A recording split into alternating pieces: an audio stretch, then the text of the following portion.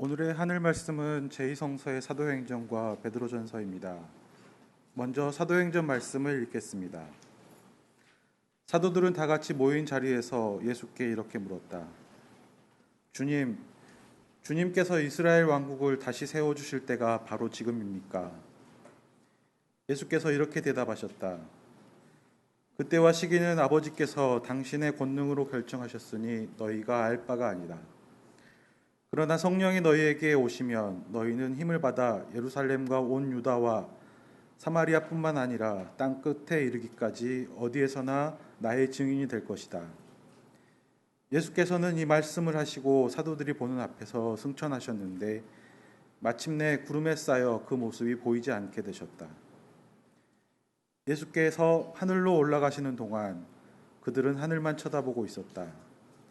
그때 흰옷을 입은 사람 둘이 갑자기 그들 앞에 나타나서 이렇게 말했다. 갈릴레아 사람들아, 왜 너희는 여기에 서서 하늘만 쳐다보고 있느냐? 너희 곁을 떠나 승천하신 저 예수께서는 너희가 보는 앞에서 하늘로 올라가시던 그 모양으로 다시 오실 것이다.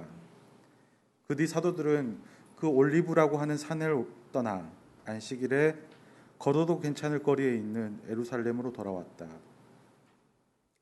성 안에 들어온 사도들은 자기네가 묵고 있던 2층 방으로 올라갔는데 그 일행은 베드로, 요한, 야고보, 안드레아, 필립보, 토마, 바르톨로메오, 마테오, 알페오 아들 야고보, 혁명당원 시몬, 야고보의 아들 유다들이었다.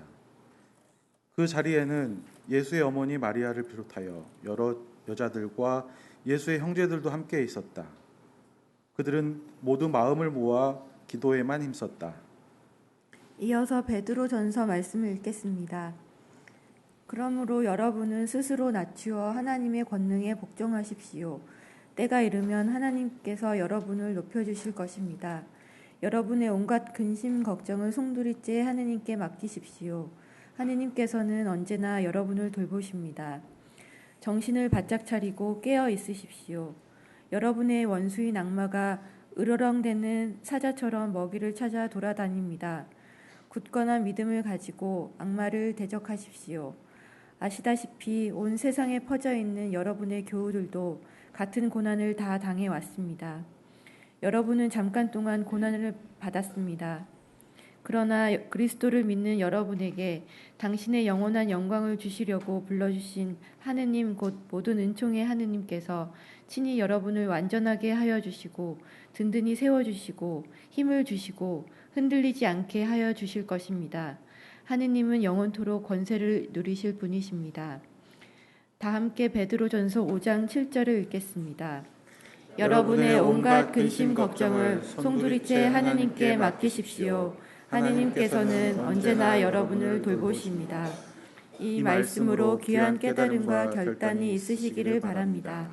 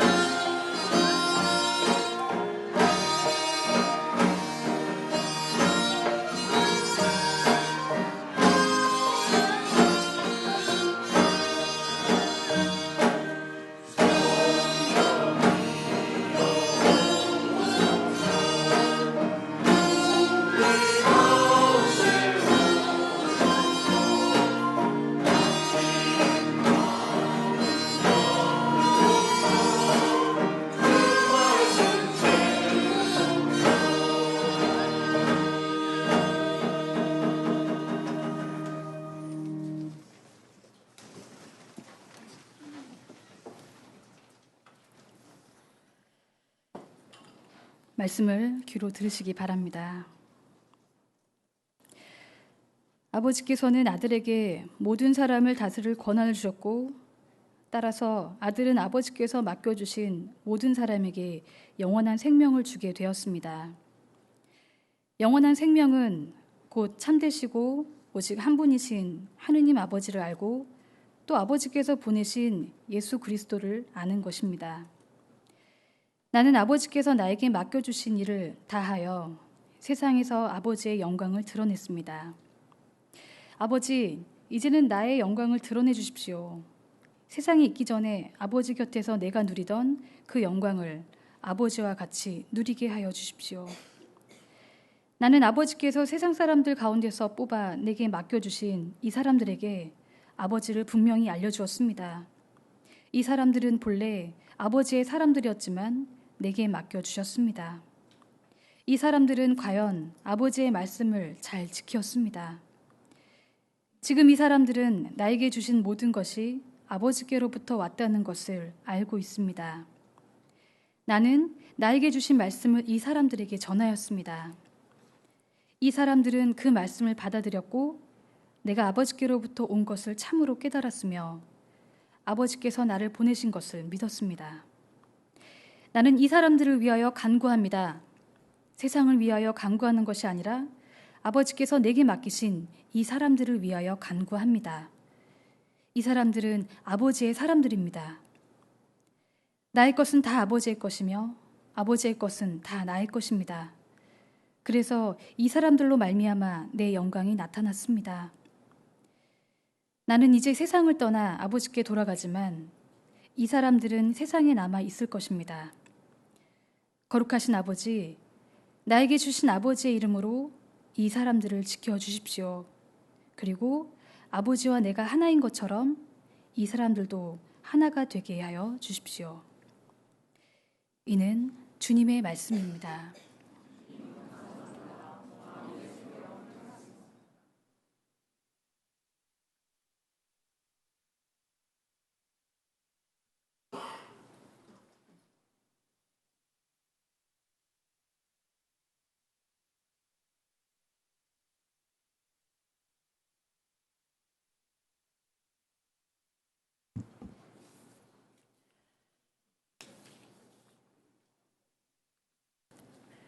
옆에 분들 표정 한번 보시겠습니까? 예. 옆에 분들의 표정을 보시면 두 가지 마음이 교차하실 것 같은데요. 하나는 새 정권이 바뀌어서 스마일한 표정과 또 하나는 지난주부터 조 목사님 마지막이셔서 또 보고 싶은 그리운 마음들이 좀 교차하고 있지 않는가 하는 생각이 듭니다. 문재인 정권이 들어서면서 걱정거지가 많이 덜어진 듯 싶습니다.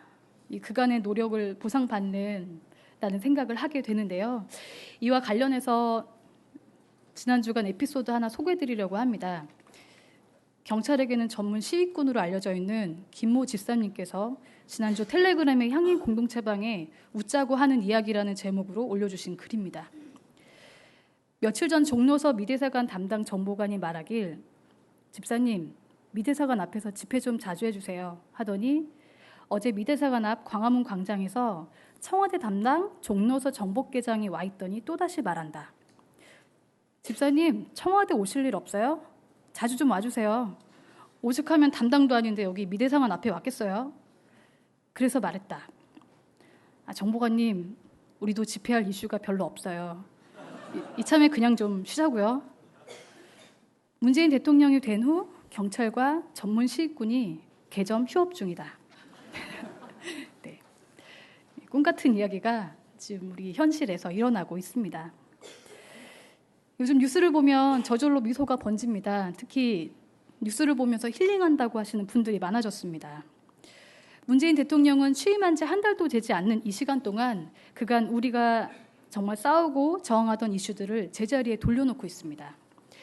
문재인 대통령의 제1호 공약인 적폐 청산을 위해서 달려가고 있음은 분명해 보입니다. 국정교과서 폐지, 37돌 5.18 민주화운동 기념식에서 그간 금지곡이었던 임을 위한 행진곡 재창, 인천공항 비정규직 1만 명 정규직화 약속, 단원고 기간제 교사 순직 인정, 검찰개혁과 4대강 재조사. 지난 창립기념주일에 찍힌 사진 한 장이 지난달 우리의 아픔과 노력을 말해주는 것 같습니다. 그 사진은 바로 예배 중 임을 위한 행진곡을 부르는 교우들의 사진이었습니다. 그 가운데 하염없이 감격의 눈물을 흘리며 노래하고 계시는 한 분, 김종길 집사님의 모습이 담긴 사진은 그간의 우리 모두의 애씀이 헛되지 않고 얼마나 귀한 결실이었는가를 다시금 느끼게 했습니다. 김종길 집사님께서 박근혜 퇴진을 위해 지난 수개월 토요일마다 촛불 집회에 나오시느라 건강이 악화되어 병원에 입원하셨던 일을 생각할 때 참 가슴 뭉클한 사진이 아닐 수 없었습니다. 그동안 우리는 정말 어떻게 버티며 이 시간을 살아왔는가를 되돌아보게 됩니다. 이회수 작가는 그의 저서에서 이렇게 이야기합니다. 술 한잔 마시다라는 표현이 술 한잔 꺾자라는 표현으로 변하고 밥 한 번 사겠다가 밥 한 번 쏘겠다로 변했다. 웃었다라는 표현은 뿜었다, 터졌다로 통용된다. 세상이 척박해지고 사람들이 공격적으로 변했다는 증거다. 언어는 시대를 반영하는데 그간 우리가 말투가 이렇게 변한 것은 사회에 억압받는 구조 속에서 힘든 시간을 보내면서 나도 모르게 공격적으로 상대를 대하지 않고서는 버티기 힘들었던 그런 생존의 삶을 살았다는 반증이 아니겠는가 싶습니다. 상대를 마주하기보다는 생존형으로 혼자 버티는 것이 먼저인 세상이 되어버린 지금의 현실을 드러내는 것이겠습니다. 이명박 박근혜 정부 9년의 시간을 버티다 보니 참 우리의 마음이 거칠어진 것이겠죠. 그리고 그간의 시간 동안 우리의 감수성도 사실 많이 굳어진 게 아닌가 싶습니다. 이런 공격적인 성향과 연결되는 것일까요? 한동안 에너지 음료가 인기리에 판매되었습니다. 경쟁 구도 속에서 시간을 쫓겨가면서 잠도 안 자고 일을 하고 공부해야 하는 이들에게는 정말 폭발적인 인기였습니다. 지금은 그와 반대로 이제는 릴렉스 음료의 인기가 높아져 가고 있습니다. 이 음료 이름들이 아주 매력적인데요. 굿나잇, 노아 릴렉스, 스위트 슬립. 이름만 들어도 이것을 마시면 정말 꿀잠에 빠질 수 있을 것 같습니다. 과다 스트레스로 인해서 수면장애로 진료를 받은 한국인은 2010년에는 28만 명, 2015년에는 45만 명을 넘어섰습니다. 과다하게 일해야 하느라 에너지 음료를 마셨고 또 지금은 그 과한 일들로 인해서 불면증에 시달리면서 릴렉스 음료를 마시고 있는 시대입니다. 이명박 박근혜 정부가 권력은 진 그 시간 동안 우리는 불안의 삶을 살았던 것은 분명합니다. 학교에 등급을 매기고 점차 중요하게 생각되어야 할 인문학은 성과가 없어 보이며 죽이고 취업난 또 사드 배치를 비롯한 이웃 국가와의 긴장과 북한과의 대치 전반적으로 우리는 그간 불안과 경쟁 속에서 맨정신으로는 살 수 없는 사회를 살아왔습니다. 결과물을 향해 달려가는 일벌레처럼 우리의 정서는 메말라 간 채 그렇게 살았던 것이죠.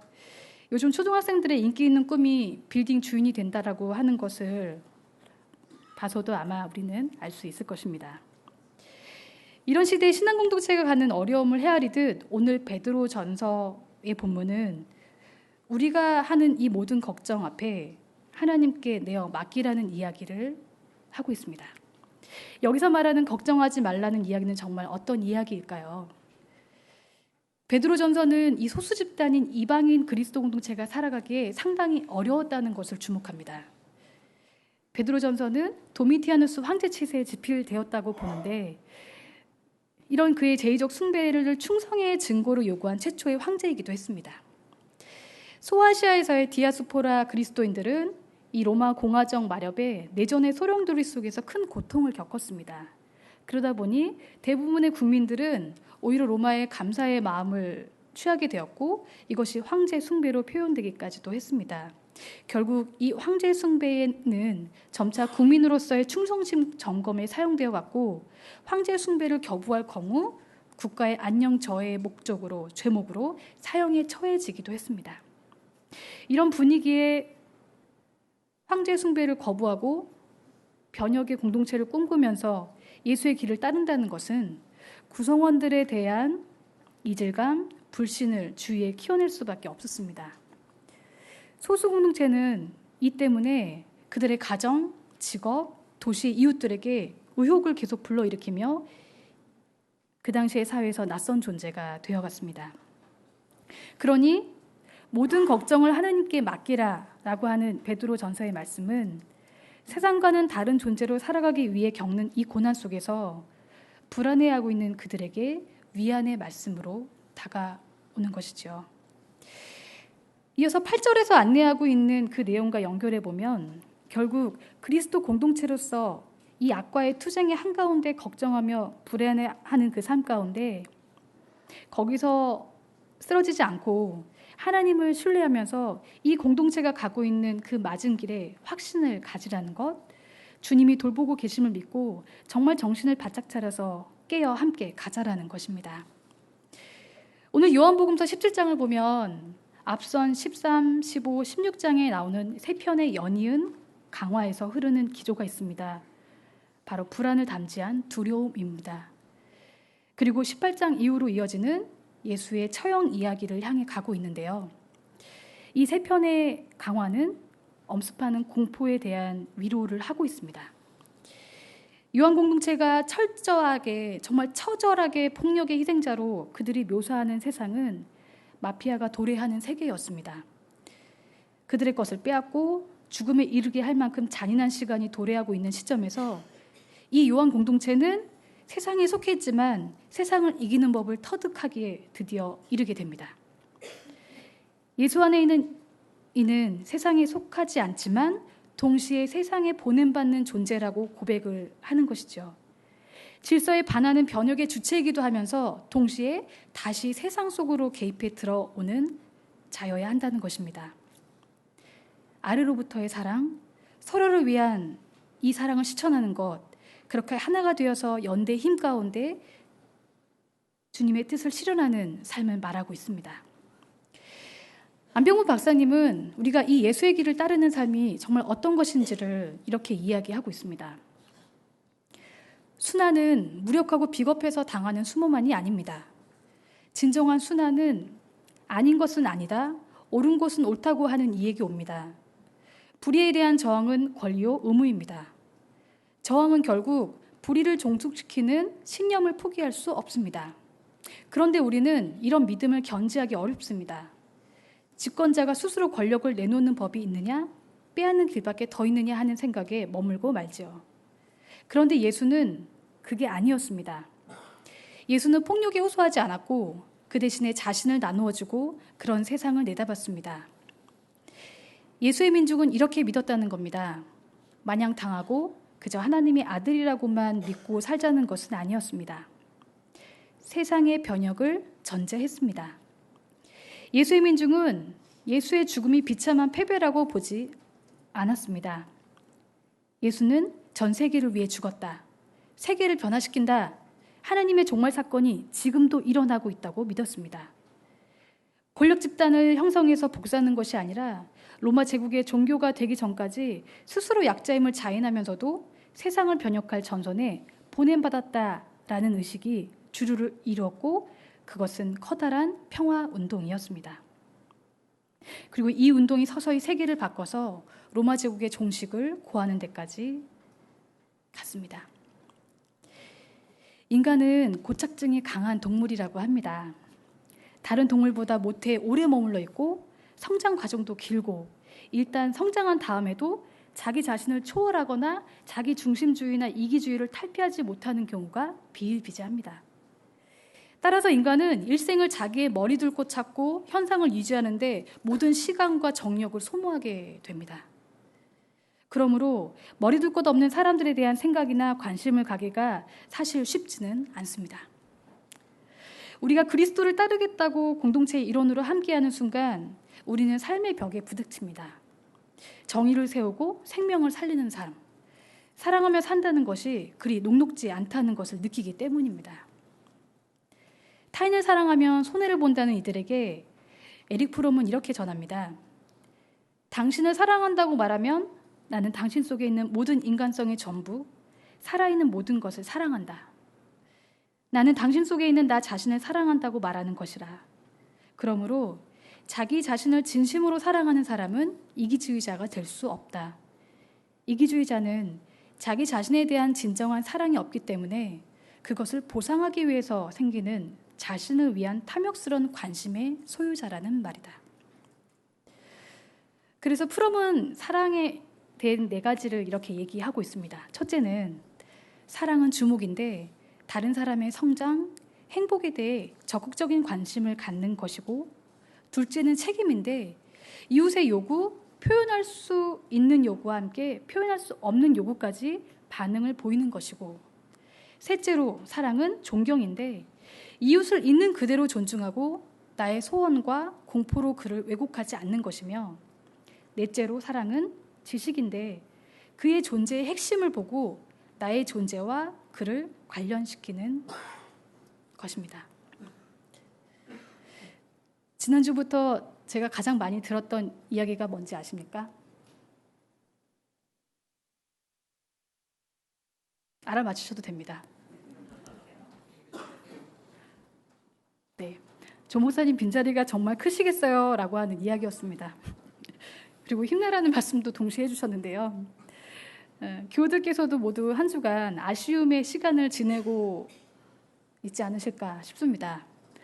물론 지금도 그러실 것 같고요. 새로운 담임 목사님이 오시기까지 사실 약 한 달여간의 기간이 있는데, 이 향림 공동체가 물론 담임 목회자 한 사람으로 바뀐다고 해서 크게 변하는 곳은 아니라고 생각합니다. 그러나 떠나고 보냄에 대한 그 아쉬움과 그리움이 밀려드는 것은 어쩔 수 없는 자연스러운 마음일 것입니다. 저도 많이 허전합니다.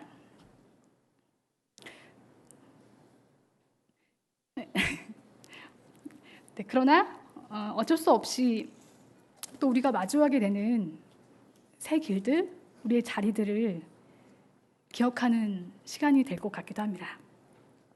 그저 우리는 그 마음을 마주하고 달래고 위로하면서 우리가 믿는 처음의 신앙, 그리고 지금도 묵묵히 걸어가고 있는 그 믿음을 향해 달려가는 것이 우리의 자리라고 생각합니다. 오늘 성가대의 곡을 통해서 저는 깜짝 좀 놀랐는데요. 절대 저와 짜지 않은, 미리 얘기하지 않은 선곡이었음에도 불구하고 성령의 은혜로 네, 그 가사의 내용과 오늘의 성가곡이 저의 마음을 심쿵하게 감사하게 만들어 주셨습니다. 한신대학교 대학원의 장공 김재준 선생님이 호를 딴 장공 도서관 건물 앞에는 이런 문구가 쓰여져 있습니다. 진리가 너희를 자유케 하리라.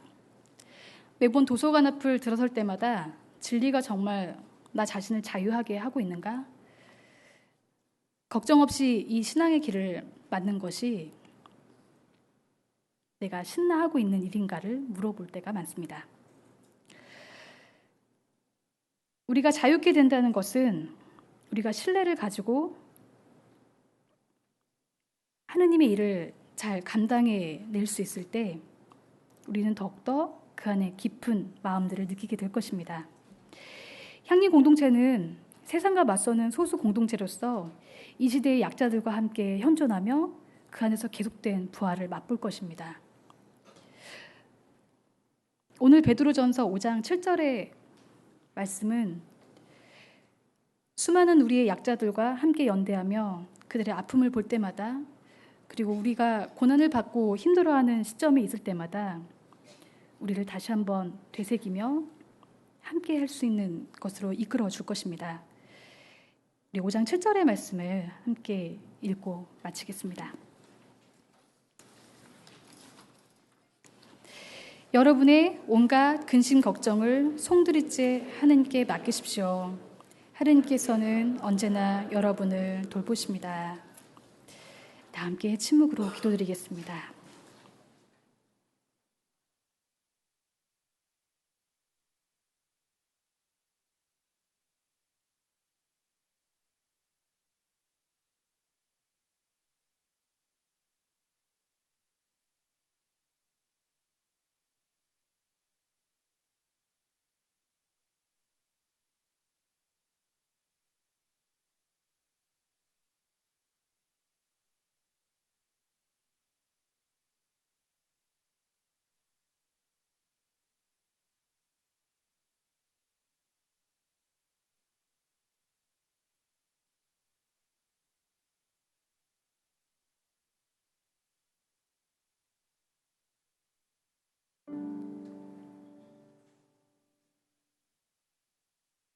주